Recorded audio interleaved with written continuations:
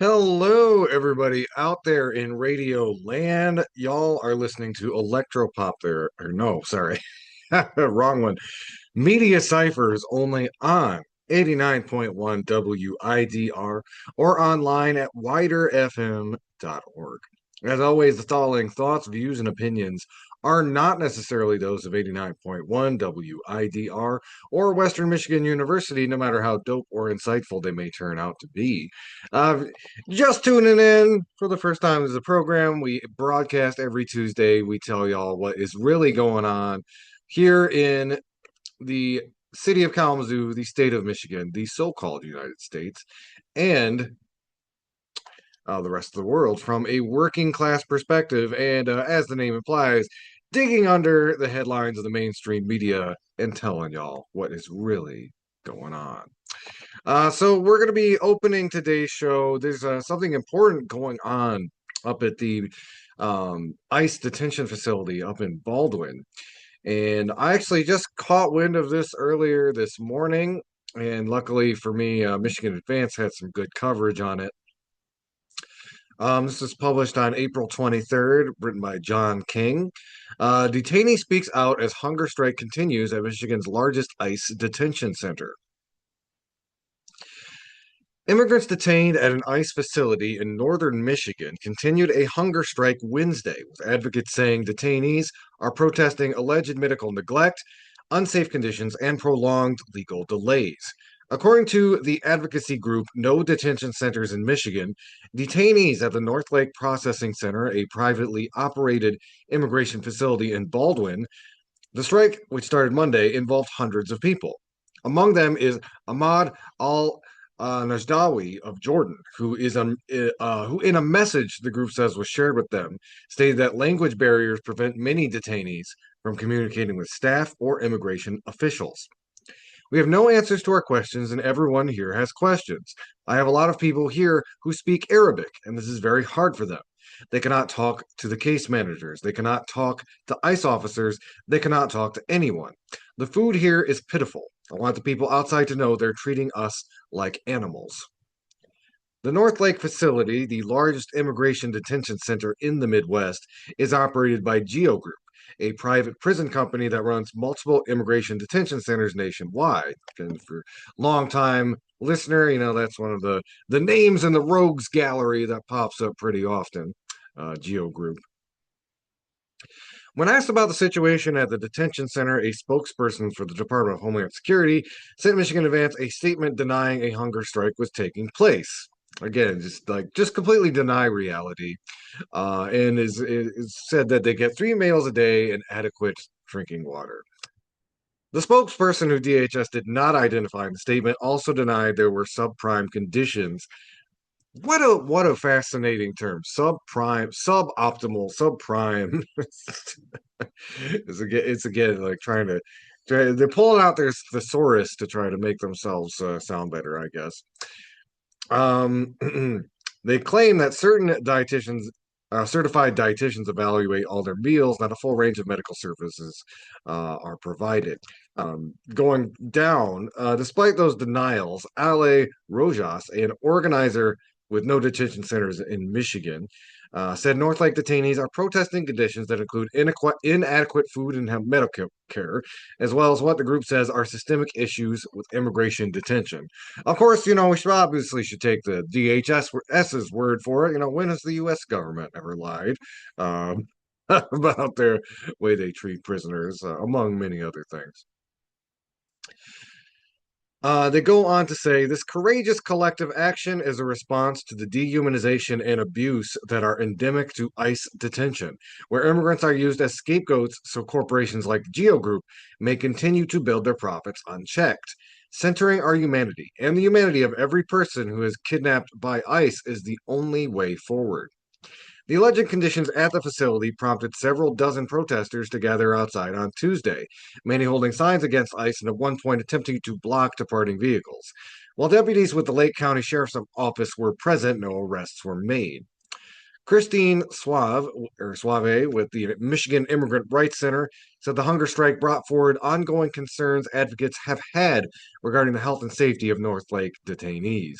For many months, we've received reports from clients of delayed or denied medical care, as well as inadequate food and nutrition. We've also heard from people who are not receiving important information from ICE about their legal cases, and others who report being treated like animals and as if they have no rights. We urge ICE and GEO Group to follow the Constitution and the performance based national detention standards and provide all individuals in their care access to medical treatment and timely information about their cases. So I've noted that it was increasingly difficult to ensure national standards are being followed since the administration of President Donald Trump gutted staffing at both the Office of Civil Rights and Civil Liberties and the Office of Immigration Detention Ombudsman, operated by the Department of Homeland Security. And that, of course, was uh, absolutely purposeful, as my savvy readers will understand. Less oversight means less ability to rein in this sort of stuff, even if we had a government that wanted to. Um, so I will link to that article in the show notes. And I also want to encourage our listeners, you can check out website no detention centers mi.org. That is the website for no detention centers in Michigan, and they we do have updates about the ongoing hunger strike going on at the North Lake facility, as well as more information and details about the facility itself. Yeah, again, we will post both of those links in the show notes. Keep it locked. Y'all are listening to Media Cyphers only on 89.1 WIDR or online at widerfm.org. You can also find us online at Media Cyphers on Facebook, YouTube, and the Media Cyphers Kalamazoo podcast you can find on most podcasting apps. Keep it locked. This is Media Cyphers, your source for political revolution.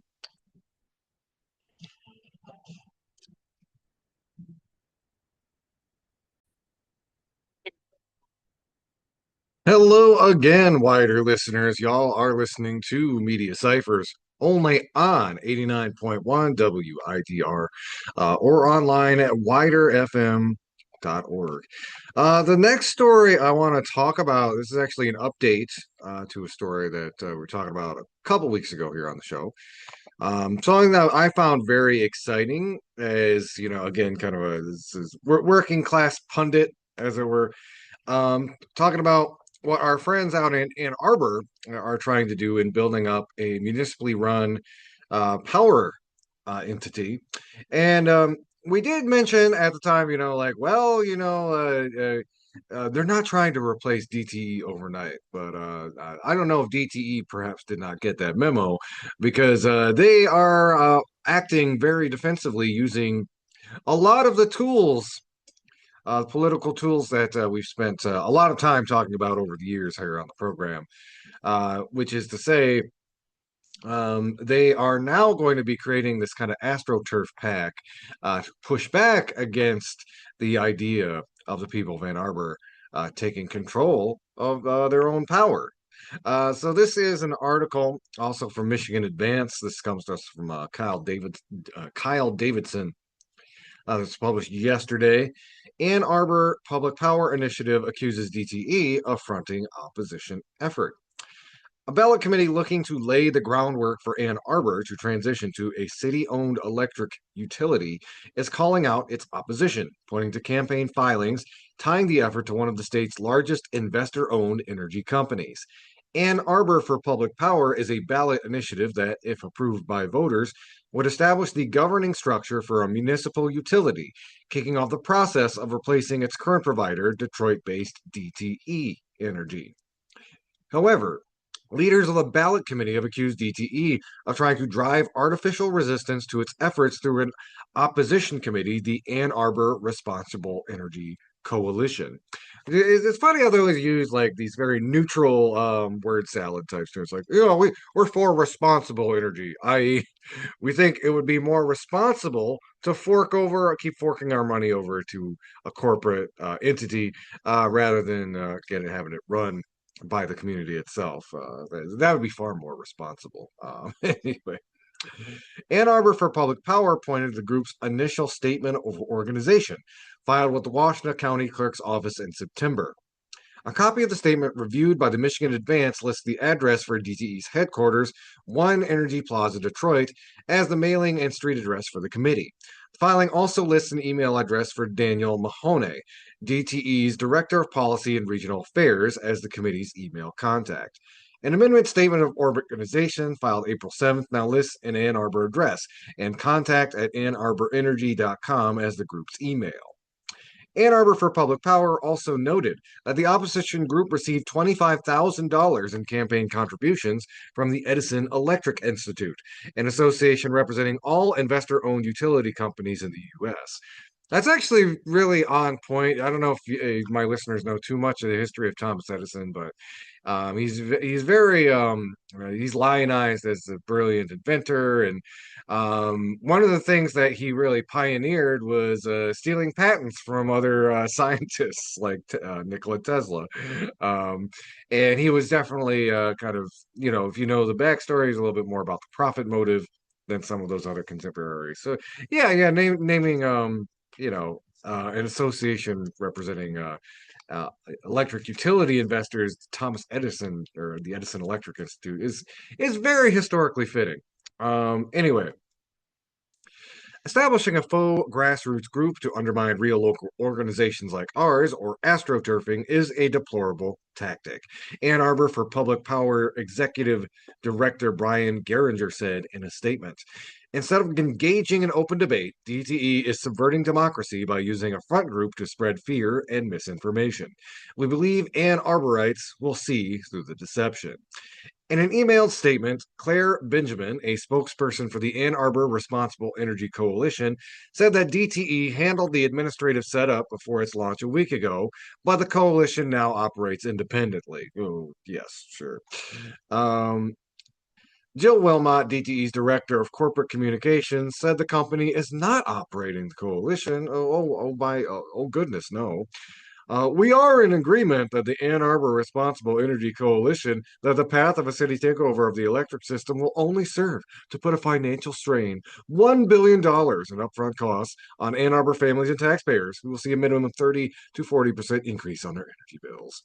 Wilmot said, citing an analysis from the consulting firm Charles River Associates, commissioned by DTE Energy.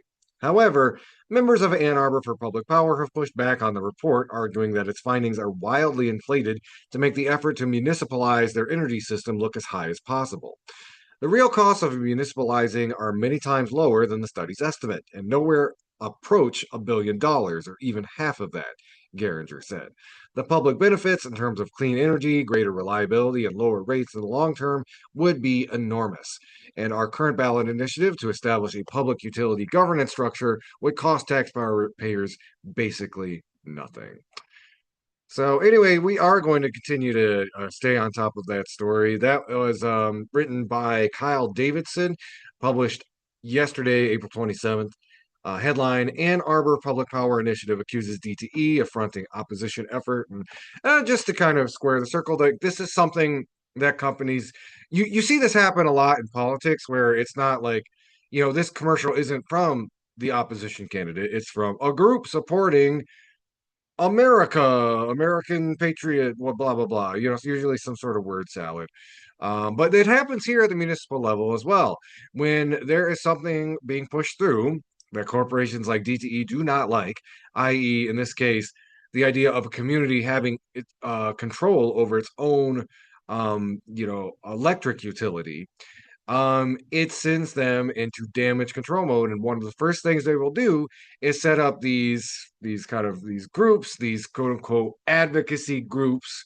I'm using air quotes for the radio listeners, and podcast listeners, of course, as well, to essentially push the corporate line in the debate, but present it as though it's being shepherded by this, grassroots effort of concerned citizens who think that taking the utility back is just too expensive, and we just need to let DTE monopolize our energy until the end of time. As you can tell, I have a particular bias on this issue. It shouldn't be new news to anybody listening to the show, but like I said, we're going to keep our eye on what's going on over there in Ann Arbor. and see what other dirty tricks they might pull out of their magic hats as this gets closer and closer. The ballot initiative comes closer and closer to voting day. Keep it on lock. Y'all are listening to Media Cyphers only on 89.1 WIDR or online at widerfm.org. You can also find us online at Media Cyphers on Facebook, YouTube, and the Media Cyphers Kalamazoo podcast you can find on most podcasting apps. Keep it on lock. This is Media Cyphers, your source for political revolution. Hello, everybody out there in radio land. Y'all are listening to Media Cyphers only on 89.1 WIDR or online at widerfm.org. So this next article, this is more of an op-ed, and it's going to be talking a little bit more about kind of a movement analysis slash kind of where do we go from here type of thing. So it's not squarely on Michigan issues or the media, but I thought it was important, especially with May Day just around the corner. This is from Left Voice, and I'm going to be basically reading this article. It's pretty minimal commentary. I might say a few things at the end here. But it's written by Truist Van Appearing. It appears on it's appearing on Left Voice, published April 28th. Headline is Building Power from No Kings to May Day. Reflections from a Minneapolis activist. March 28th brought a rare hint of spring to Minnesota. 50 degrees, clear blue skies, and a brisk wind that felt very welcome after a punishing winter. But the season's hardship extended beyond the weather. It was also marked by the presence of more than 2,000 ICE agents deployed as part of Operation Metro Surge. With national attention fixed on Minnesota as a focal point of the No Kings movement, the weight of this moment runs deeper than recent immigration enforcement alone. Less than a year earlier, in June 2025, State Representative and former House Speaker Melissa Hortman, her husband, and their dog were killed in a political assassination at their home. That event cast a long shadow over the state, heightening fears around political violence and public safety. In its aftermath, No Kings events were canceled amid concerns for community safety. The energy among Minnesotans preparing for No Kings this year was a stark contrast to the fear that filled the community after its cancellation last June. In the days leading up to the No Kings March, anticipation pulsed through the city. Casual, neighborly conversations about weekend plans were often followed up by, "Oh, we're going to No Kings," along with discussions of parking logistics and how people plan to show up. For those who waited too long, making a sign became its own challenge. Craft store racks were stripped bare of poster board and thick markers. Moms brought their kids in search of glitter and whatever supplies remained. I overheard 10-year-olds debating what to write on their signs, one asking her mom if she could swear at the protest. They settled on a compromise. Frick ICE. On the day of the protest, coffee shops filled early with people timing their departures for gathering points across the city. While waiting for the train, I overheard a group who had driven 2.5 hours from southern Wisconsin, coming to show solidarity with their Midwestern neighbors and outrage at what the Twin Cities had endured. By the time the trains arrived, they were packed to the brim, with people of all ages squeezed together. The cars were so crowded that many protesters had to let multiple trains pass before there was room to board. Elderly riders leaned on walkers, teenagers clustered in groups, while parents held children close or carried them strapped to their chests. Even in the crowding, there was a sense of care. Apologies for bumping into one another, reassurances exchanged between strangers. The atmosphere carried both urgency and a quiet, shared understanding. Multiple marches began across the city and converged at the Capitol, where drums blared and speakers' calls to action rang out over the crowd. Families spanning multiple generations gathered for photos with their cheeky signs.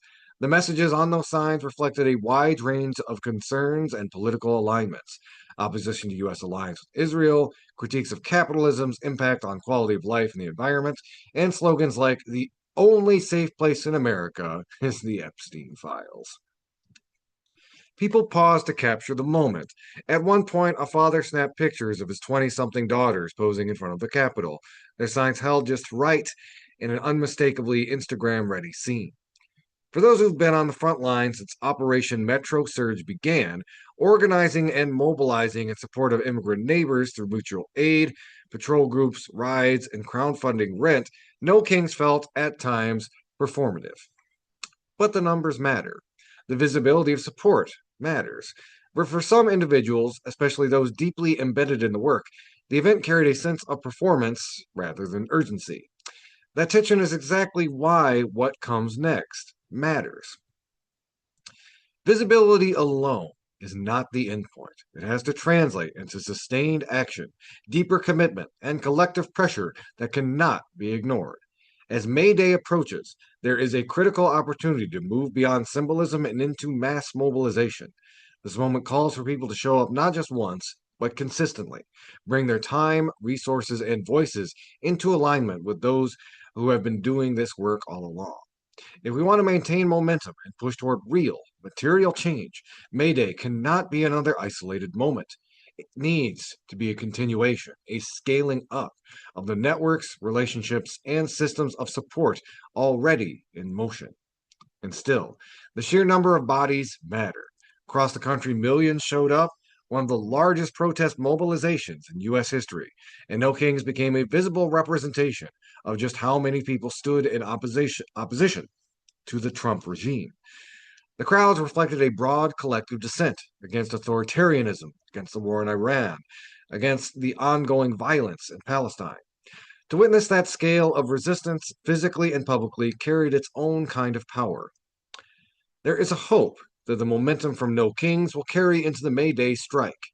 It is made clear that there is a real desire to mobilize. And as the political climate continues to intensify, Minnesota is both tired and ready. In many ways, communities here have already been experiencing what the rest of the country is only now beginning to confront. Calls to action among workers, students, and community members are already underway. Minnesotans have begun organizing boycotts and withholding support from corporations such as Target that are seen as complicit in funding the Trump regime and enabling operations like Operation Metro Surge. Organizers are putting the skills they built during Operation Metro Surge into practice, actively developing plans for May Day. Coordinated shutdowns are being organized across the city, with workers from multiple sectors aligning their efforts in an attempt to bring the city to a standstill for a day. Strikes are a necessary tactic, as we've seen in Minnesota. They must be coupled with the sustained development of worker assemblies, unions, and durable forms of collective organization to build a framework capable of redistributing power and contesting authoritarian, Trump-aligned capitalist governance. Anyway, you can find that. That is from Left Voice. It was written by Truus van Iperen, published today. Building Power from No Kings to May Day, Reflections from a Minneapolis Activist. We will link to that in our show notes. Keep your dial locked. Y'all are listening to Media Cyphers only on 89.1 WIDR or online at widerfm.org. You can also find us online at Media Cyphers on Facebook, YouTube, or the Media Cyphers Kalamazoo podcast you can find on most podcasting apps. Keep your dial locked. This is Media Cyphers, your source for political revolution.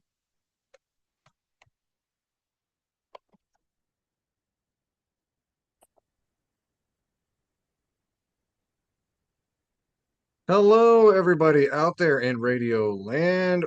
We are back. Y'all are listening to Media Cyphers only on 89.1 WIDR Kalamazoo, joined by my co-host Lawrence. Lawrence, how are you doing today? I'm good, man. How are you? Oh, pretty well. Yeah, it's talking about what's going on. I'm wearing my Janet Jackson 1814 shirt. Going to the movie later, but yeah. But Yes, yeah, yeah.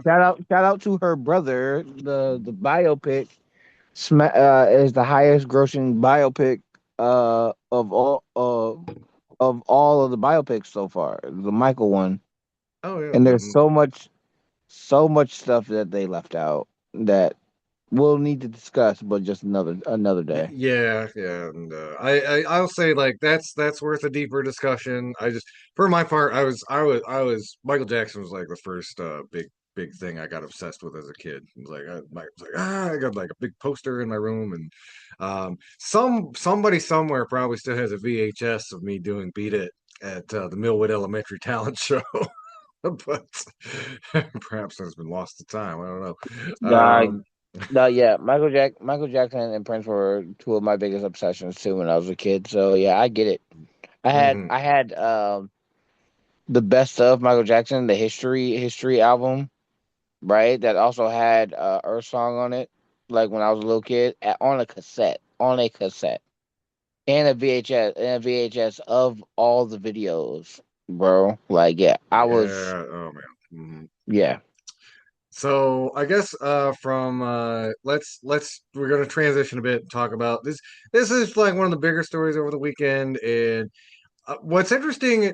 I mean, the thing we're gonna kind of try to get at it at some different angles than obviously a lot of the mainstream media is, but it's the whole what happened at the Correspondents' Dinner over the weekend, and we're going to start with that. But just um I think a couple of things. Just one, the way the media well, I should say the Trump administration used their media to get a particular and somewhat baffling message out.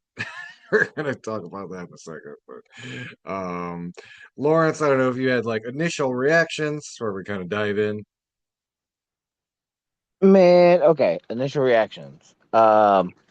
Cash Patel's girlfriend was found holding another man's hand in a closet. So, Yeah, so, so yeah. crazy, Hmm. hilarious, actually. Um, the nonchalant way most of the people that was in that room reacted to gunfire, right? Like we've seen how many videos or times have we talked about on this program.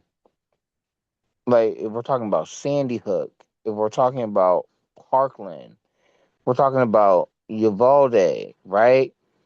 And the trauma that you see the people go through when there's a shooting and the reaction of the people that were there. Some people, so like one of the dudes that like there was different videos of different accounts of like stuff happening in real time. RFK and Secret Service pulled them out and they forget about his wife. Um 47 falls on his face.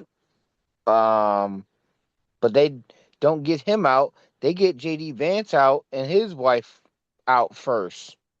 And they forget about his wife. Like there were so many Yeah. things. I was just like there was a dude that was still sitting there eating his food while the gunfire and everybody's panicking. Yeah, it was wild. I Yeah. can't remember exactly who it was, but it was one of the conservative commentators there who was at the dinner. But he described it as it was almost like he was describing being on an amusement park ride. It was like, oh, such a thrill. It's like it. What is wrong with you? Like it's like that's not the reaction you're supposed to have when there like a potential mass shooter or nearby. I think most sane people understand I think like one of the more honest reactions and like, look, I hate to say it, but yes, we've picked apart Erica Kirk a lot, but that seemed to be like one of the few genuine reactions. Somebody who's, you know, and again, probably not reacting to her husband's death the way most people would expect to, but that was like one of the few genuine reactions I saw somebody like oh, looking genuinely traumatized by what is going on. Whereas like yeah, it was I think a lot of people are talking about debating whether it was staged or not, which I think kind of buries the bigger lead in this, and I'll talk about that in a sec. Um, but I mean, I think one discourse I've seen about it, which I think is pretty poignant. Somebody's like, hey, we don't need to go in conspiracy rabbit holes. Occam's razor. If we We're no better than the MAGA QAnon world if we do. But you also have to keep in mind, like, this is an administration that just lies about everything. And look, people in power, the U.S. government always lies to a certain extent, but the Trump administration in particular just lies about everything, lies reflexively. Even if there was like an actual wolf at the correspondents dinner, they've cried wolf so many times that yeah, some people are gonna think like, yeah, they hired a guy to do it, or he's from the IDF, or et cetera, et cetera, et cetera. When you undermine reality as a matter of course through governance, you don't get to turn around and cry foul when people accuse you of maybe like staging something or making something up. Absolutely, 100%. Like I couldn't agree more. The fact that there's a large portion of people in the country that's like, nah, man, this looks staged. Nah, man, this is fake. And I don't know if you had a chance to read the man's manifesto, which was on CNN. CNN and others covered it. The man was a I hate Hassan radical centrist. He Yeah, he was was a radical he, centrist. yeah That blew me. he Blew me. he He was radicalized he on Blue Sky. yeah, doc, he supported um Harris. I He saw he's would like retweeting stuff about like Palestine protesters shouldn't complain. You need to vote for Kamala. This is your fault. As like vote shaming people and stuff. doc, but like there was takes that he was saying that like as a normal liberal, if you're a normal liberal that does not hyper focused on politics, there was a lot of stuff that he was saying that was 100% correct. Like talking about Trump being accused of being a PDF file. If you know anything about the Katie Johnson story, then like we covered it. Talking about the Epstein files and the depravity that's in it, and he was right about that. Like the dude was a regular person, like a regular MIT teacher or whatever, right? Like he graduated from MIT and all that stuff. When we have people who are normal, right? Quote unquote normal, right? You could argue Luigi was also normal, right? When they are being radicalized, we need to look at what's going on in society to make people that we would call normal do extra. Yeah, and like I want to phrase this correctly because I certainly don't want to carry water for the ghouls in the Trump administration, but I think there is something to be said about, especially if you're part of like kind of this centrist liberal bubble. If the be all end all of your politics are orange man bad, we need to replace them with like Gavin Newsom or, et cetera, et cetera, then a lot of that energy does get funneled into just, despising this this goofy criminal. And that's not to say, Donald Trump's an evil dude. He's done a lot of evil stuff, but when that's the beyond of your politics and you are radicalized in some other way, then yeah, you might go forward and do something like this. It's like that's the solution. Even getting somebody like JD Vance, who isn't as quite as much of a mad king in charge, which of course would be make things worse. And if you're understanding this materially, but yeah, I'd say like I think there's a reason there's never been an actual like left wing assassin Donald Trump, because there's an understanding like you need to replace the entire system. Just taking out one person or even a couple of people in the cabinet, that's not going to fundamentally change all of the processes and the realities of this country that made Donald Trump president twice already. Those cannot just be shot at. I know it's America. Every when the only tool you have is a hammer, everything looks like a nail. But yeah, Yeah, I mean it's that's amazing. wrapping my thought up. But yeah. No, no, no, no, no, no. I'm sorry. I didn't mean to cut you off. I was agreeing with you. Mhm. Oh, I basically didn't have much else to say beyond that. Doug, But, Doug, so I can keep going on with the coverage. I think the fact that the correspondence dinner even exists for me is a problem as an entity. Um, the people that's supposed to be watchdogs of government trade trade in that responsibility for access to power because they want to be in the club. They want to be in the yeah. club because at the same time, Dropsite also had a correspondence dinner, right? And Mehdi Hassan and other independent people were there. They ain't have no threat. There was no threat in their lives, No. Mm-mm. right? And I think it's worth so whether you think it was staged or not, I want to pivot to the part of the story that I found really fascinating, which was you, it's amazing when even the people who or the person who was the target of the assassination doesn't really seem to be taking it all that seriously because in rapid time, whether it was staged or not, they they utilized this event to push for Trump's ballroom. Um, Either way you slice it, that's one of the most ridiculous sentences I've ever read out loud. Like if it was a false flag, like they literally did a false flag for a ballroom rather than like going to war with I Iran, which I I guess shows you where I, Trump's priorities are. I truly believe so. Shout out to Elon Musk's baby mama because she talks about it.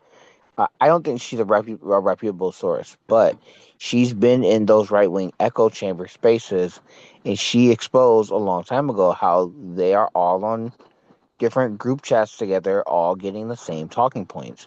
And it was amazing to see how over 20 different right wing organizations were all saying the same thing.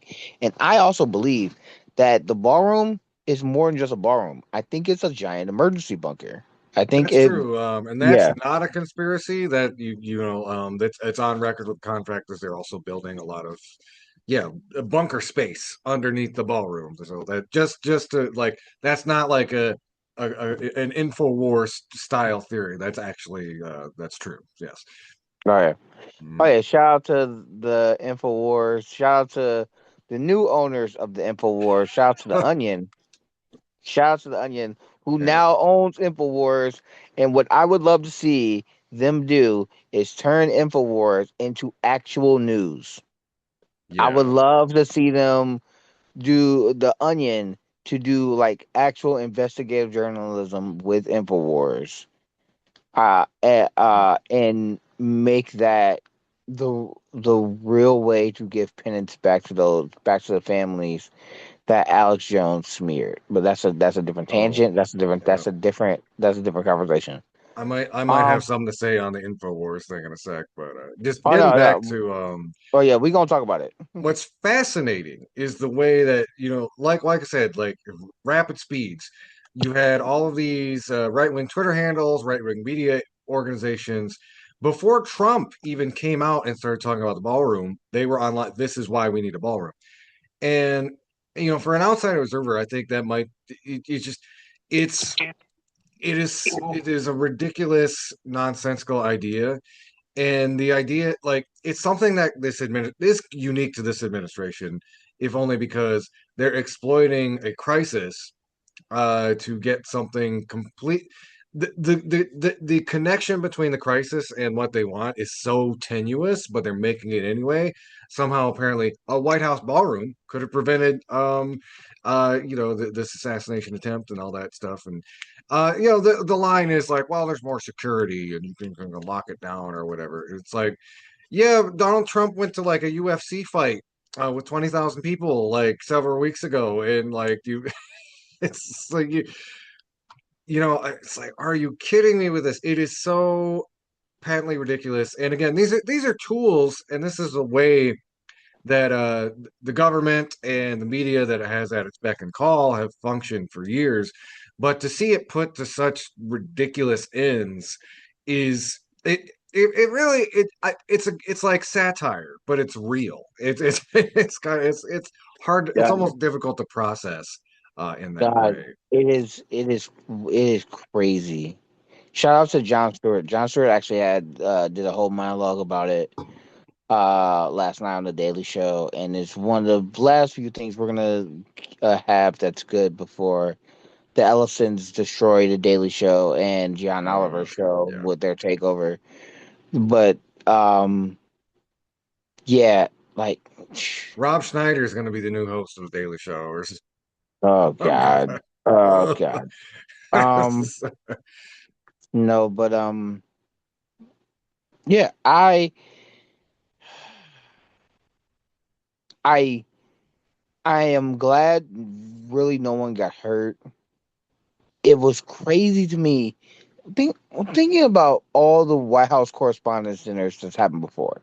Outside of me feeling like that event should not exist because the media should be watchdogs and adversarial to people in power, but they spend a night being nice and cordial with each other, especially with people who you don't agree with. You got Fox News in the same room with people who should be their adversaries, like MSNBC and CNN and others, right? But no, it goes back to that George Carlin quote. This is a big club and you're not in it, right? Yep. Hmm. Um Trump's speech afterwards and his interview afterwards. This is the only good thing that came out of that whole thing was a person finally asked Trump about the pedo allegations, That's true. asking him about the Epstein file, suppose in the Epstein files.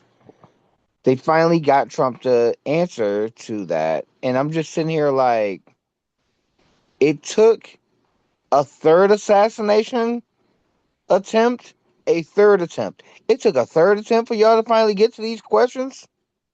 Yeah, and like literally, yeah, because it was explicitly mentioned in the shooter's manifesto, and if you watch the interview, it's like immediately on the defensive, very reminiscent of Richard Nixon famously saying, "I'm not a crook," and then you had how was it I can't remember her first name, Miss O'Donnell, but she basically chimes in. It's like, "Oh, are you assuming that's about you?" It's like she didn't even God, say it was about. Oh man, yeah, God, that's some. we have to sell shirts, and it has the top half of Richard Nixon saying I'm not a crook, and the bottom half saying that I'm not a pedo. Yeah, yeah, I'm about the not a same level of rapist. believability. Yeah, I'm not a rapist. Yeah, we just need Yeah, to sell shirts with the top half being Nixon and the bottom half being Trump.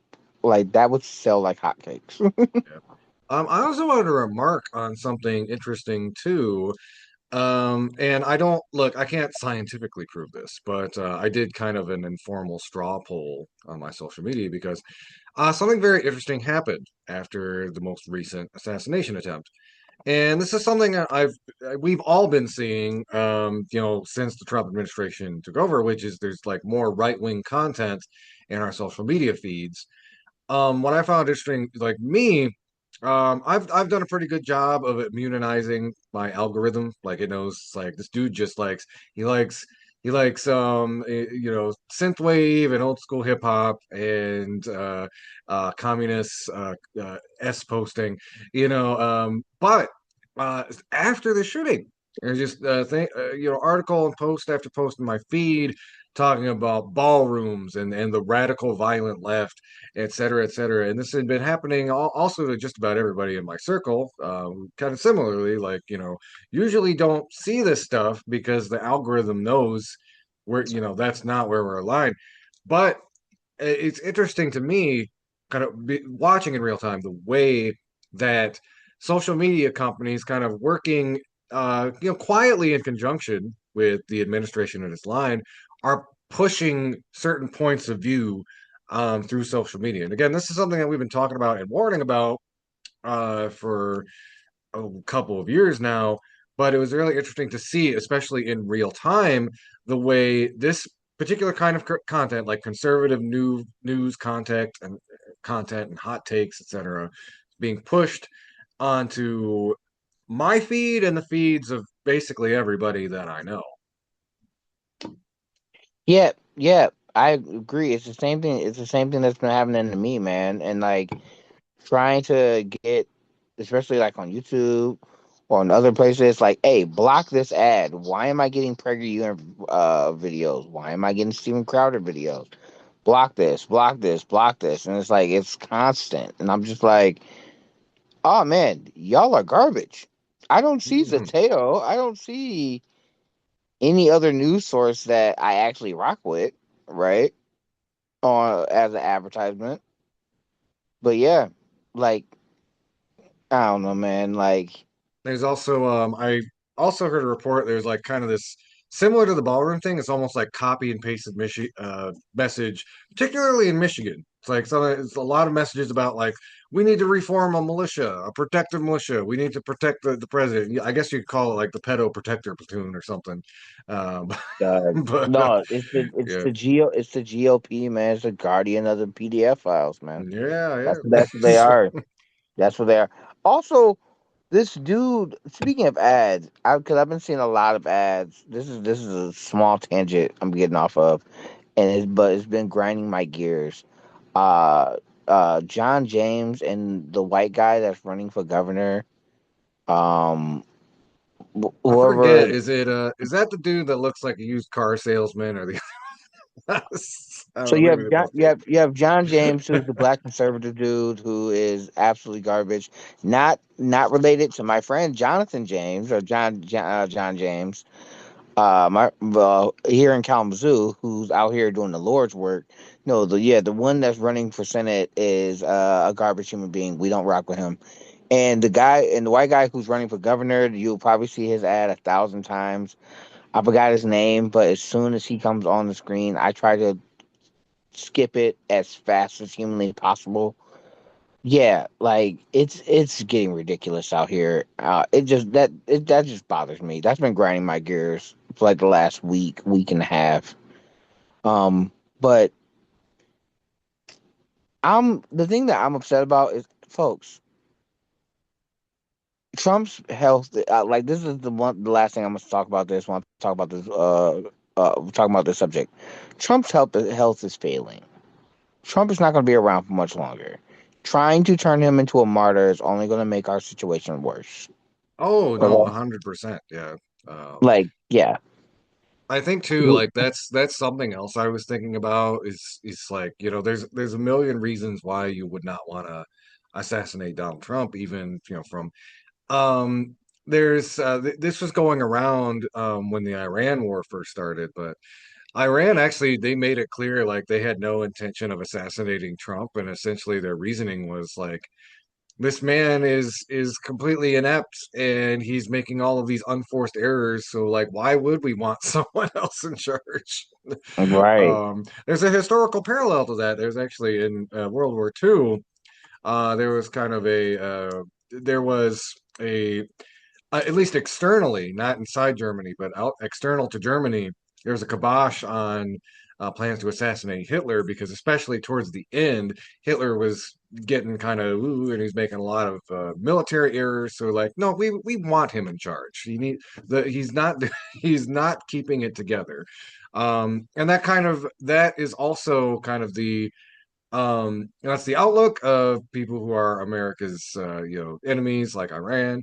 And in another way, like I think like for a lot of leftists, it's he it's not necessarily that, we have that same line of thinking, but it is that, Donald Trump exposes kind of the imperial rot in a way that many other presidents don't. Like again, some horrible thing like the Gaza genocide was going on under Biden, but um, and a substantial amount of the American public did not necessarily like blame the U.S. government for that, even though it was our tax money was paying for that genocide. So you run into this thing where the people you know Donald Trump and his administration are causing untoward suffering. But one of the few advantages I think we have is that he's very bad at it. And the people who he has surrounded himself with are also really dumb. And, just put it more immediately, another more competent conservative demagogue could be doing a lot more damage, a lot more quickly, a lot more efficiently. Even JD Vance, who of course has is deeply connected to Peter Thiel, whose outlook on life seems to be the villain of a cyberpunk novel. So um, again, it could be Yeah, much worse. Yeah. this feels very much Westworld, bro. Like, in many ways. Yeah, family. Like, there's a this whole situation only highlights one. Also, the other thing, why was there less security at this event than any other time before? Like, I think Yeah. that's my issue. We have had two other attempts on this president's life, right? This event is taking place at a hotel. We get it. It happens. It happens all the time. First of all, this is the first correspondence dinner that Trump actually showed up to, because if you remember in his first administration, he didn't show up to the other ones, No, yeah. How peculiar. right? Again, more fodder it was staged camp, but God, when I can tell you this, when Barry was in the office, we didn't have these problems. no, Say what you want about VP Harris yeah. and Joe Brandon. We didn't have these problems. They at least knew how to take a joke. Trump Right. doesn't show up to these things because it's basically like a roast, and he can't stand the idea of anybody making jokes about it, even in jest. Which is funny because I think there was like a Comedy Central roast of Donald Trump a few years ago. There It's like in was. obscurity, but like, yeah, I don't know. Maybe those comedians are on the kill list now. Who knows? But God, like, it's this timeline, bro. We are in the worst timeline. the worst. Just oh man. Yeah. Um, yeah, and one of the most ridiculous ones too. Yeah. Again, I just still can't get over the whole idea that like this was just he's using a mass shooting event to push for a ballroom. I just, oh my God. This is some late Roman Empire emperor has no clothes nonsense. Yeah. I just do want to do a quick hit talking about news stories so ridiculous they made me feel like I'd lapsed into another dimension. So you mentioned how Infowars has been sold to The Onion, which is the premier like satirical news site in America, pretty much. And Tim Heidecker is the person who has been basically tasked, uh, put in charge of it. And some of you may have seen Alex Jones crashing out, talking about how the Onions put a devil worshipping child pedophile in charge of Infowars, and it's like, and I had to take him out. I was like, "What is this man talking about?" And he was literally referring to some old Tim and Eric skits, uh, like the child clown outlet where they are. And it's like if okay, anybody who grew up watching this stuff, right away, like I don't know what kind of brain you have to be to look at like a Tim and Eric skit and think that it's in any way serious. Like, it's absurd stoner comedy is what it is. But somebody like and it makes me wonder, it's like, has Alex Jones's brain and the brain of all these conservatives just maybe like if you were on a steady diet of AI slop, you will see, maybe you'll see a commercial for a child clown outlet starring Will Ferrell, edited so that like it's choppily edited with a bunch of like goofy noises and weird paper mache stuff. You'd watch that and be like, oh my God, they're selling child clowns. Just, yeah, it was really wild to see something from my youth, um, get picked up and discussed by like Alex Jones in that way. It's I think somebody compared it to like there's this popular thing online, this thought experiment. I was like, what if you gave a medieval peasant a Dorito and like exposing Alex Jones to like uh 2000s Adult Swim is kind of a similar thing.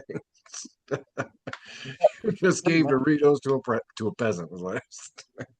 yeah, pretty much, bro. Like it is. I'm happy to see him crash out because of all of the garbage he put the families of the Sandy Hook people through. And he did not pay them. Not only did he not pay them, he tried to file for bankruptcy Mm-hmm. because to get out of it. All the just dirty business that he was doing while he was still slandering them, saying that that was a false flag. Also, think about that. Go back and look at the family's reactions at Sandy Hook, the family and the community's reactions to that mass shooting, right? To that incident of people being shot at. Look at how those people reacted, and go back and look at the people at the White House Correspondents Dinner. Tell, like, I'm not a conspiracy theorist, but you cannot tell. But I'm not a conspiracy theorist. I think that the most logical thing is that this near Tandon blue centrist just really liked snapped, right? That's the most logical thing, right? But people who are saying that that this could be a false flag, that that that type of framing or that type of that their type of reaction, or that the media now trauma bonded with Trump and the Trump administration after Yeah. the fact that after the fact when it comes to like them and how they cover the news, talking about we need to talking about rhetoric, right? Harmful rhetoric. Alex Jones did a lot of harmful, violent rhetoric towards the families of Sandy Hook, right? Donald Trump has called Democrats every name in the book, from saying that we're un-American, that we're He's called them fascists and Marxists and communists, which to many Americans is just as scary a term, if not scarier. But said that we were the enemy within. He said that we're the like they reference their political opponents as insects. Very similar to when the Nazis did the same thing to Jewish people during the Holocaust. This is the same man who, during his primaries, when he had protesters, was saying, "Hey, if you see a protester, knock the crap out of them. I will pay for your legal fees." This is the same man as president who said an entire civilization will be wiped out. An entire civilization will be that happened just weeks ago. Now they're no, no, chirping about violent rhetoric. no, no. This is my point. 93 million people. 93 million people to do the same amount of damage to Americans that he was going to do to the entire country of Iran. You would have to take out California, Texas, Florida, and parts of New York. That's the equivalent to be equivalent to taking out one Iran. You would have to take out three whole states and parts of a fourth one. Mm-hmm. No, absolutely. Like, Yeah. like the violent rhetoric has started, and it starts and begins with the president. If the president and his people aren't calming down. The same president that told his supporters to stand back and stand by, the same president who did not mind when his supporters said that they wanted to hang his vice president, the same president and Republican Party that when the group chats of Republicans who said that they have a Hitler fetish, that they love Hitler, dropping N words and all types of stuff, doing and saying how they want to cause mass harm to people of color, and they excused it. Excused it. This this is not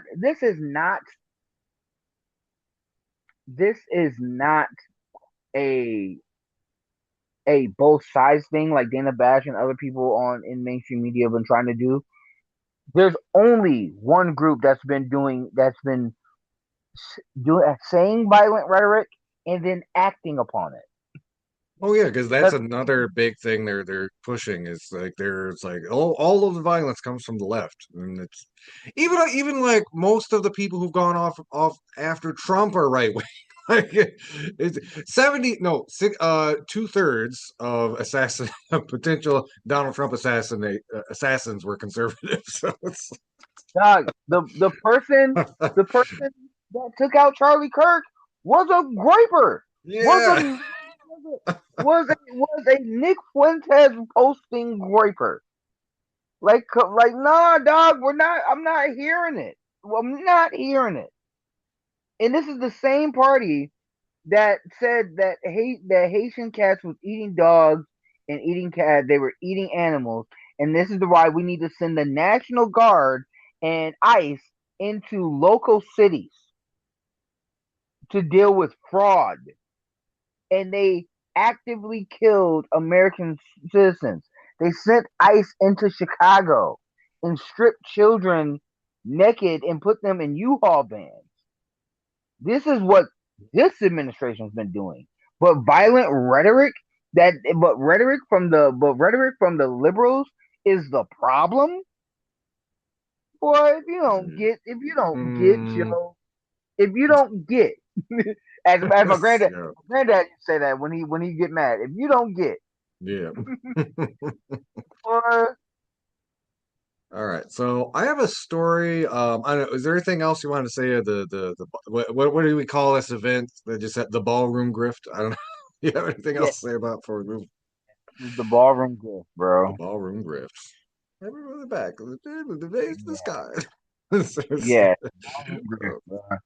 Okay, so there's more. There's so much other news.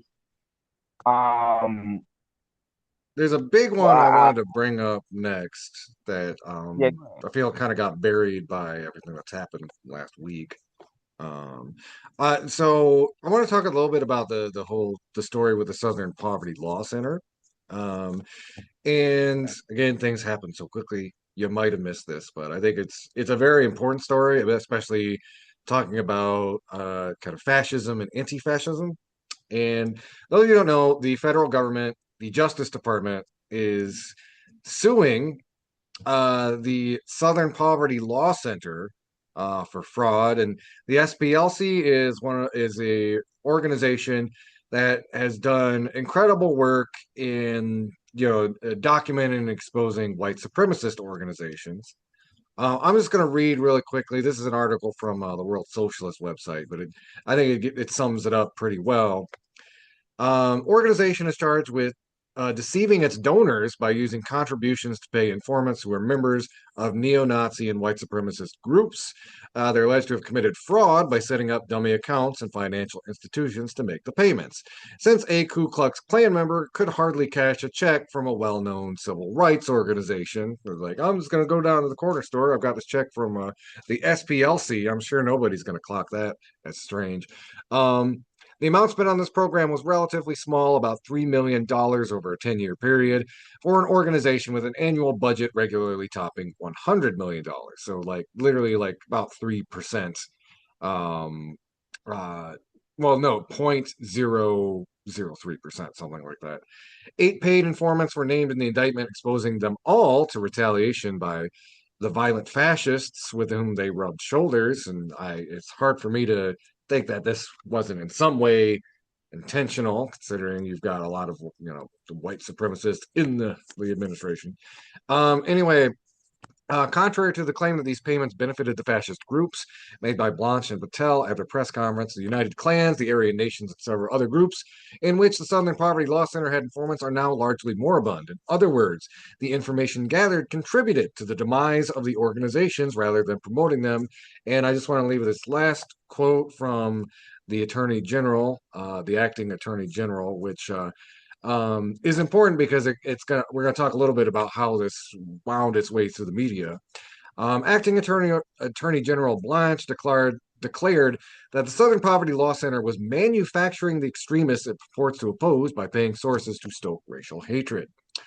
So I'm gonna deep dive in a couple different aspects of this story, but Lawrence, I'm gonna toss it to you. What are your thoughts when you first heard this story, or kind of yeah. Okay, when I first heard the story, I'm like, okay, so the Southern Poverty Law Center was paying informants to go into these extremist organizations to help take them down. How is this any different than the FBI doing the same thing, or the police department doing the same thing with gangs? How is this any different than COINTELPRO, right? When they Yeah. did it when they went into left wing organizations, right? Daryl Johnson, who actually wrote the memo back in the day that started under the Bush administration, but it came out during the Obama administration. I actually interviewed them, and we played some of that interview back on this program way back in the day. He wrote the book in the memo that the greatest threat to America is right wing extremists. White people who are usually right wing extremists in those extremist groups. They are the biggest threat in America. They are the biggest threat to Americans because they are the ones who are most likely doing the violence to Americans. Shout out to Southern Poverty Law Center because they're out here actually doing the Lord's work. Mm-hmm. Um, I think it's kind of it's really like just a quick thing, like this whole kind of allegation that the government's using, that like it's somehow a betrayal to their donors that they are paying informants. Like, two things. One, the SPLC, like they're not part of the deep state. They don't have access to the NSA's surveillance panopticon. Like, how else do you think they're going to get this information? Magic. And two, if it were me, it's like, yeah, use my money to get some of these Nazis to squeal on the other Nazis. That's fine. Like, if we had the resources, we'd do it. I mean, look, if you're out there listening, if you're part of a white supremacist organization, I don't have millions of dollars. I give you like $20, and a case of Oberon is about my ceiling. But if you'd like a few beers and want to rat out some of your Nazi friends, then please get a hold of us.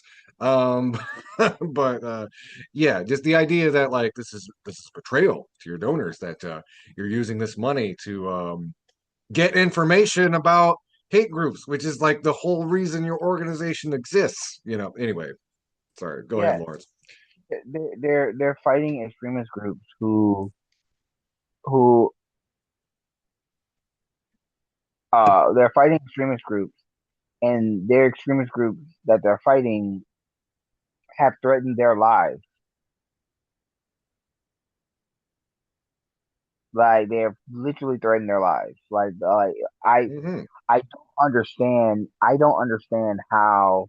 No, I actually no. I take that back.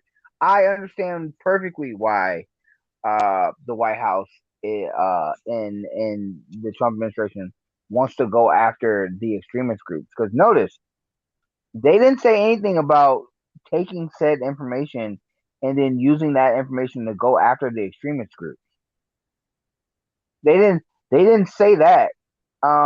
They're saying, hey, uh, these we don't like the fact that they're kind of ratting on us.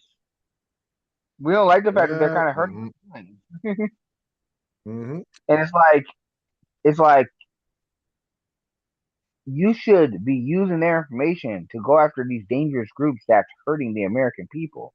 And they're like, we actually like those groups because those are our constituents. Yeah, it's the ICE class of 2026. Right. Some of them.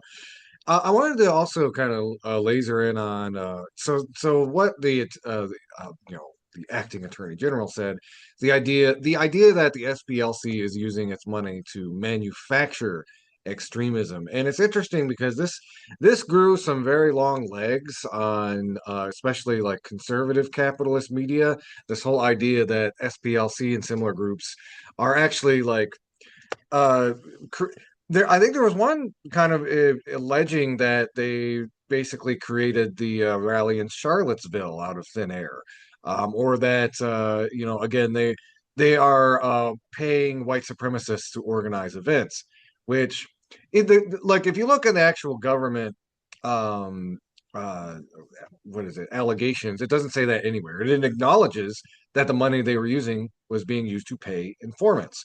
But it's interesting to me how, again, like the whole like, a lie will travel the world before the truth gets its say. And if you paid attention to conservative media on this issue, that's what they were running with. They were just saying like, basically accusing the SPLC and other similar nonprofit groups of launching a bunch of false flags to inflate the danger of white supremacist terror groups. Of course, as Lawrence, you were pointing out earlier in this discussion, this is something that the government's own data pours out, or towards that. White right wing extremist groups are the single greatest threat, domestically to the United States, and it's it's part of this interesting kind of contradiction you'll see a lot in conservative media, where like part of like January 6th is a good example. There's part of them that are all kind of like perversely proud of doing it, but at the same time, anytime people bring up the negative externalities or the negative things that happened that day, they'll bring up this canard that it was actually Antifa in disguise. So like when it's convenient at the moment, we're either proud of our brave,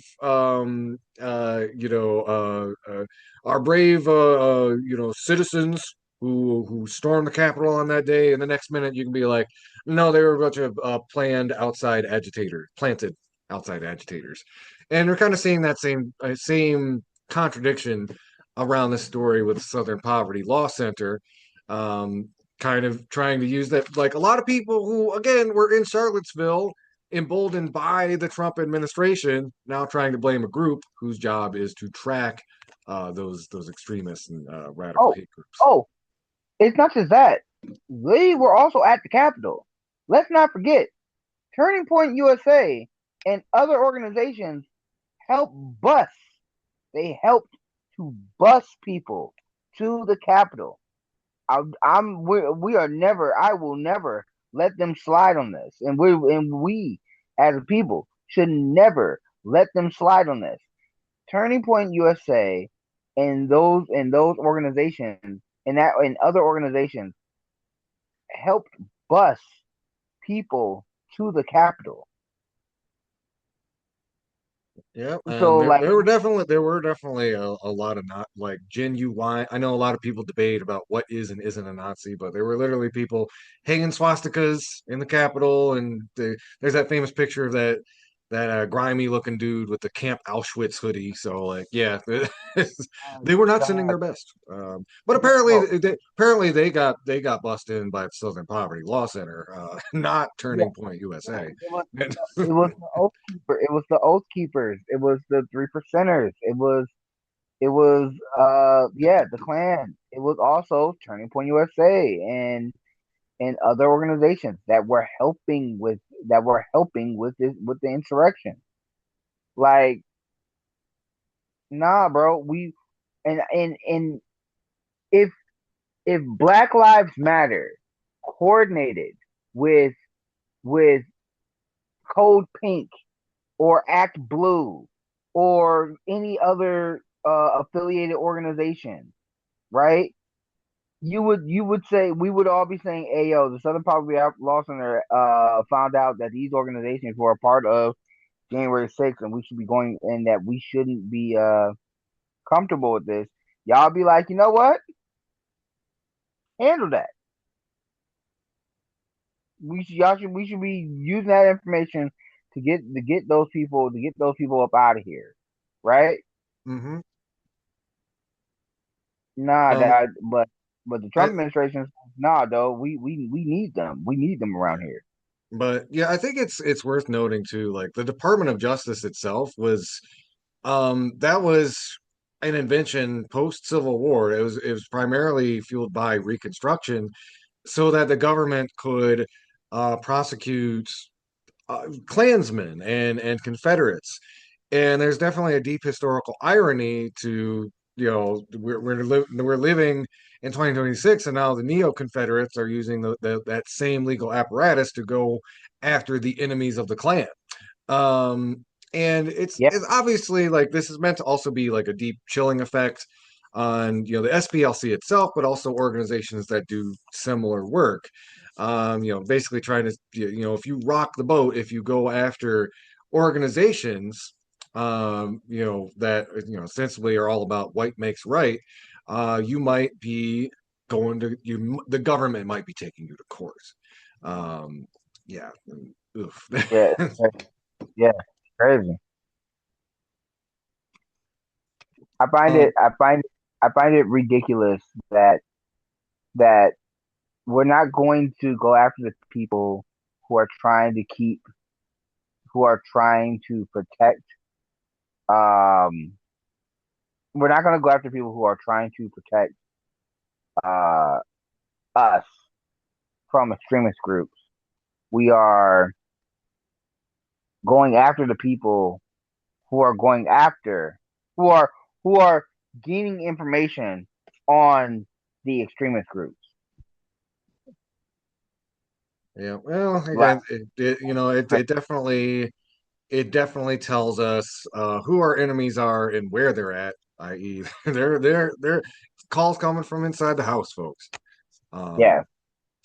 So I had another story I want to talk about, but I wanted to make sure if there's kind of if you've got some you want to hit on first, Lawrence, because I know I kind of last two times we've gone straight to Oh um, no, I know. The other story I have to pull up right now, and I haven't. I'm not at my computer right now to pull up. So, okay, so oh no, I have a quick hit. yeah. Um, so many people have this parasocial.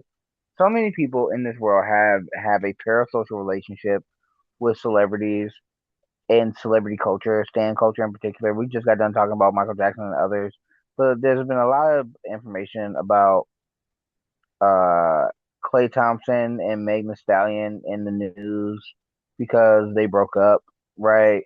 And I want to remind people that's their business. Like, we don't know what was going on in their relationship. If Clay if Clay was being a cheater, I then will. If Megan the Stallion is listening, I'm sorry. I got married like a year ago, so that ship has sailed. uh, But oh no, yeah, no, so no, oh no, I'm still single, so you know, hey, yeah, there we um, go. but but uh, but hey, I'm a good faithful man, right? Yeah. No, Mhm. but no, like, dog, that's their business. Let I don't like I this is the one part about media that bothers me. Everyone's trying to be in their business about what happened, who's at fault, this, that, and the third. Folks, that's their business. Let them handle it. Let them handle their business, please. Um, it bothers me. It bothers me uh to see so many people, um just just outside of just throwing in their everybody's gonna throw in their 2 cents. These are public figures, right? But also at the same time, it's none of your business. It's none of your business. Like, and let those two grown adults handle their own. And I that's about it. remember. Whenever I see a story like this, I always remember when I was younger. Like it's like, oh, I hope I hit it big with my punk rock band, or like I'll write something or whatever. And like you get a little older, and like I try to do like thought experiments thinking about this stuff, and it's like, man, like I don't think it would be worth it. Just like everybody on the planet is interested in every little detail of your life. Like I, it's like, man, like Yeah, yeah, yeah, I like myself. I'm like, I'm that good level of like low level, locally famous. I don't need anything beyond that. It's like sometimes people recognize my voice at the grocery store, and that's it. I don't need to be in People magazine. That sounds exhausting. Um, but yeah, that's the thing. Like, I'm just like it is it's exhausting to me to thinking about or even listening to people want this information. I get people want this information. They want um it's salacious, it's in the news. You know what I'm saying? Clay Thompson is a $300 million man. He has 4 NBA championships, and he bags one of the baddest women in the world, right? And Meg Thee Stallion is a Grammy Award winning artist. She's on Broadway now. Like she's doing her thing. Look, their relationship is their relationship, folks. Let them or not, because they're no longer together. But And that is, of it's course, kind of going back into some of the themes of our show. That is, media spends an outsized amount of time, focusing on stories like that. Not just entertainment journalism, but you'll see stuff like this taking real estate on like CNN and CBS, etc. And yeah. I mean, it's basic 101. These stories are meant to be kind of like entertainment and distraction. That sort of thing. Then not to be a total like pooper. I mean, there are people I know who are politically aware who also indulge a little bit in like celebrity culture, but you it is worth kind of pointing out that celebrity culture is one of the big tools, especially Western media uses to keep your eye off the ball and get you thinking about things that are not really important to your everyday life, like what is the government doing? Where is this AI data center getting built next to me? Is there police brutality going on in my town, et cetera, et cetera, et cetera? Yeah, facts. Yeah, and that's the only thing, dog. I mean, yeah, I have my opinion. I mean, my opinion, Clay Thompson dropped the ball. How do you drop the ball on Meg Thee Stallion? It's Meg Thee Stallion, right? Like that's my own 2 cents on it. Like, come on, bro. Come on, family. That was that's such like you could not pay me enough to drop the ball with Meg, right? like, like, but that's my own personal opinion. You know what I'm saying? Like you just bought a house with her. You named your boat after her. You had her. She was cooking for your family for Thanksgiving. Like y'all were serious. I think it goes back to the idea of people testing their celebrity of what they can and cannot get away with. And as this Mhm. is not the first nor second time that celebrity men and women have cheated on partners that they shouldn't have. I'm thinking about like like J Lo and Ben, whatever his name is. I can't. He played Batman. I can't think of his name. Um, I'm thinking about their relationship. I'm thinking about there's countless others, right? Of of Will and Jada, right, and so many others. It's it's not like we haven't seen celebrities cheat on each other before. This will not be the last celebrity to cheat on another person who honestly don't deserve it. And also, this is my advice for men for young men who are out here. Don't listen to Clavicular and DJ Academics and other people or Red Pill people who's trying to celebrate Clay cheating. No, that's not what you're supposed to do. If you're trying to get into a relationship with somebody and you're going to tell them, hey, I don't know if me being monogamous is a thing that I can handle. Be upfront and honest about it. Be upfront and honest about it. Because when you can find someone that you can be upfront and honest about it, then you don't have to worry about them hurting you. They already understand the expectation of what the relationship should be. When you are lying to another significant person, that's when y'all end up on the ID channel, on an episode of Snap. Yeah.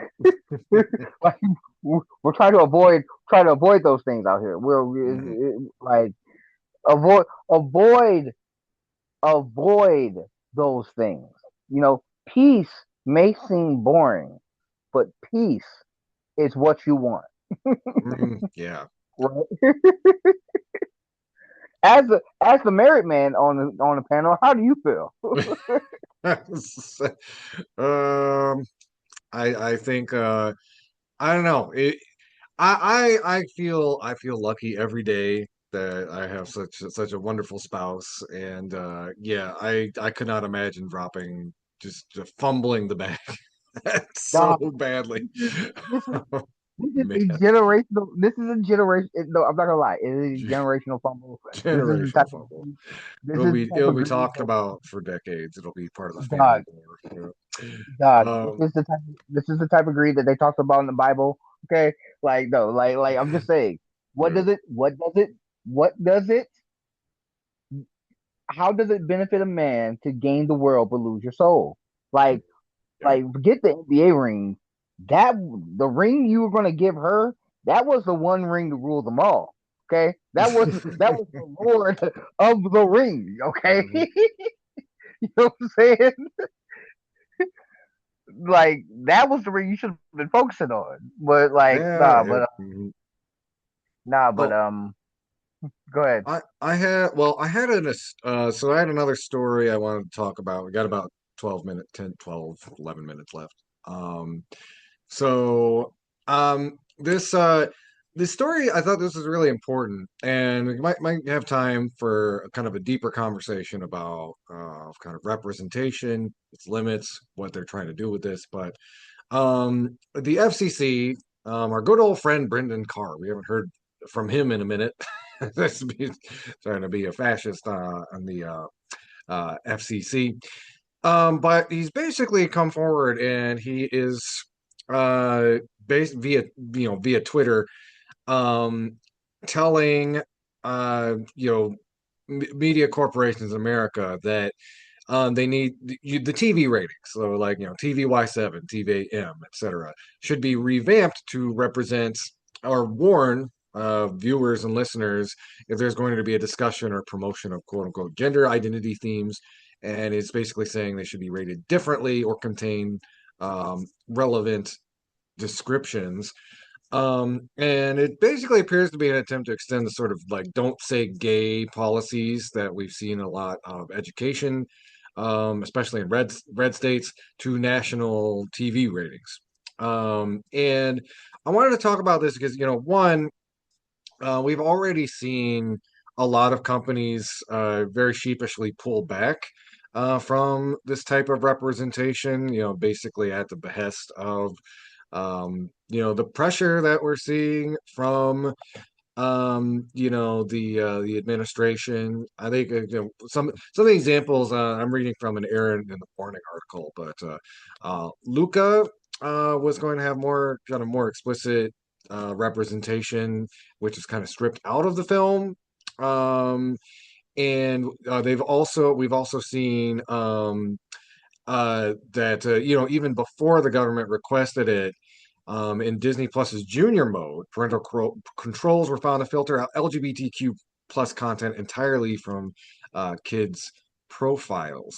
Um, Now, the purpose of this from the administration is again to further marginalize queer people. It is to impose this particular ideological opinion that they have that homosexuality, transness is a sin, and project it onto how private corporations run their affairs.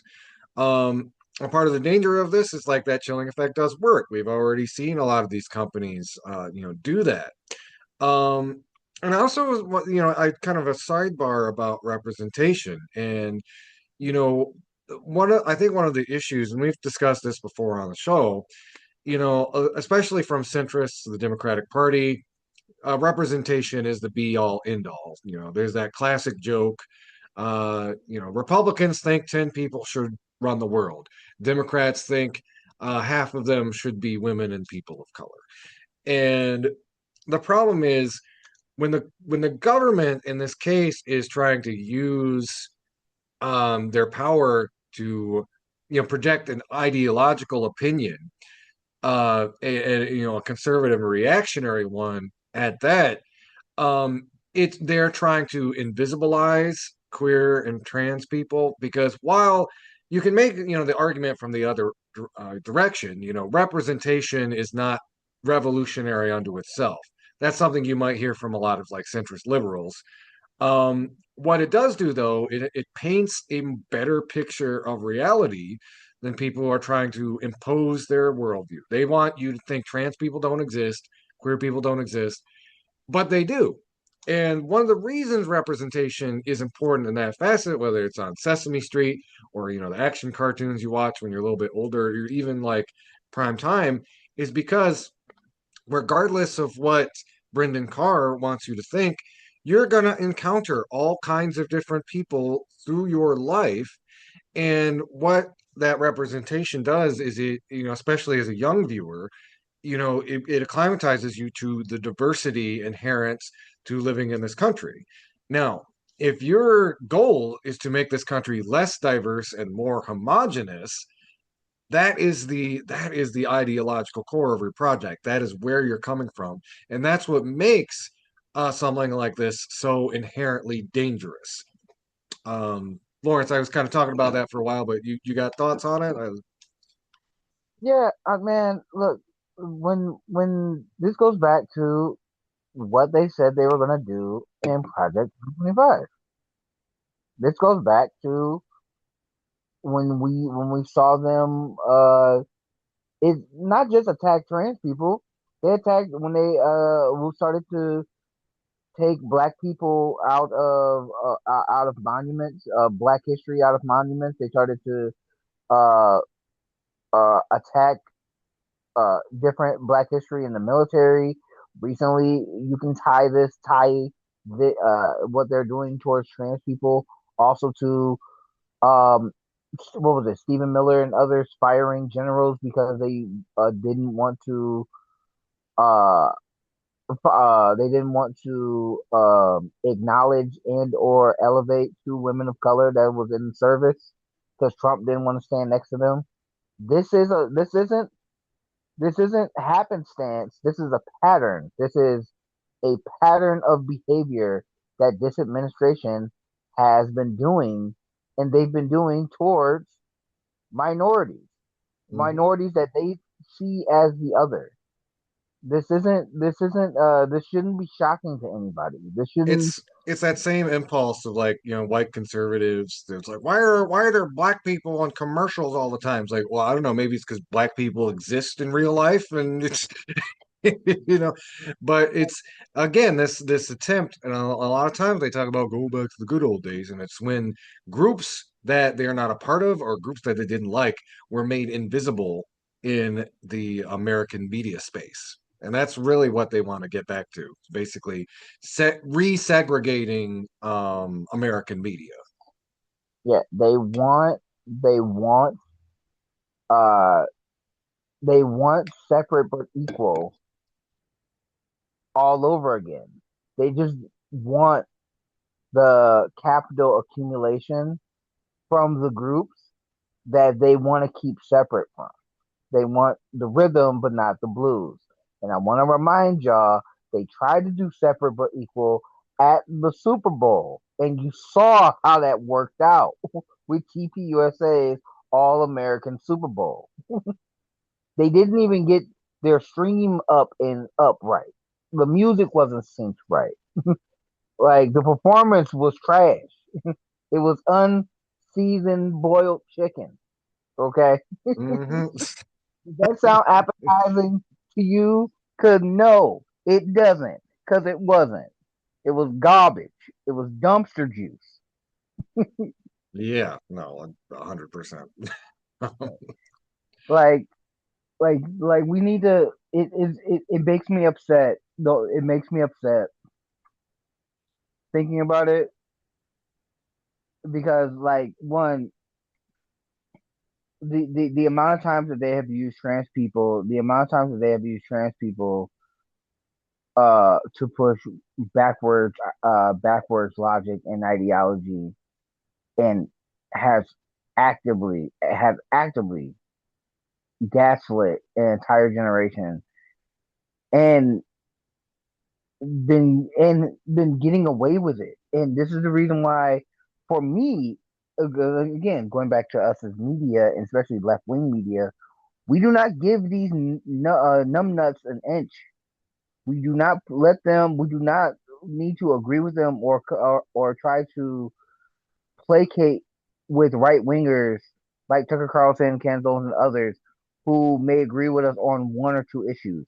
Because it's stuff like this, stuff like that policy, they do agree with, that still actively harms Americans. And they will Yeah. use that policy and those ideas to push other right wing policy that will hurt more people. Yeah, and again, I could see like a weird there's like a yellow bellied compromise that could be like, well, okay, we'll put little warning tags on if a show's gonna have gay people in it. And it's like the correct response to that is gay people exist, trans people exist. Suck it up, snowflake. Sorry, sorry, not sorry. Is it? Pretty much, like, look, these are the type of people who were okay with the first 10 season of Friends, forgetting the fact that Friends ripped off everything that they did from Living Single. Living single, yeah, that's a great old And I saying. want to remind everybody, because, like, look, you can love Friends, but I want to remind you, Friends took place in New York. What part of Friends was it only white people in New York? There was only Yeah. white people in New By the way, York. you can like Friends. I will continue to not like Friends because it's like for me, it's like the comedy equivalent of eating like a mayonnaise sandwich on stale bread. But Facts. Like I'm just like, nah, bro. Like it's just it that theme wasn't. It's song not. kind of bops though. I do like that. No, no. Like yeah. I mean, it should. They took the same writers and donors. They took the same writers and producers because they were on the same lot as Living Single. The same Yeah. lot. Hmm. But anyway, but that's a different. That's a different conversation. I'm going on a whole tangent. Hmm. Um. Uh. Yeah. The primaries coming up. That's Uh. true. Primary. Primaries coming up. I know that we ain't got a lot of time. I just want to put that in. I need Uh, to track down some candidates and send out some interview requests. Can't yes, slack on that. So. um, absolutely. Abdul Al Sayed had a fantastic interview with Waza Ali. Recently on the left hook and on democracy ish. Abdul Al Sayed has been coming out here doing the Lord's work, and he has if from what I've seen, he's either second place or first. So we need to keep pushing and getting more information out because we need people to come out. We need to show up and show out for this primary. That's true. I always go back to something that Greg Palast once said. He's an investigative reporter. He's one of the best like election integrity reporters in the country. And something he said, it's like, if voting didn't matter, they wouldn't work so hard to prevent you from doing it. So, and especially on a local level, you can have a really big impact still. So I think we're gonna have to wrap it up there. Lawrence, any parting thoughts before we close out? Um, nah, man, we're gonna do some more stuff later. So Yeah. yeah, By the way, I promise all our listeners that is actually gonna happen. I gotta talk with you, Lawrence. One of the issues is that I'm working a lot of overtime lately, so yeah, it's again with the whole tagline, working class news program. That's very real. So sometimes it's just literally hard to find the time to make extra stuff. But Lawrence, thanks again for joining us. Everybody out there in Radioland, thanks for tuning in. You can also find us online at on Facebook, YouTube, and the Media Cyphers Kalamazoo podcast. You can find on most podcasting apps. Until next time, keep on fighting for that revolution solution.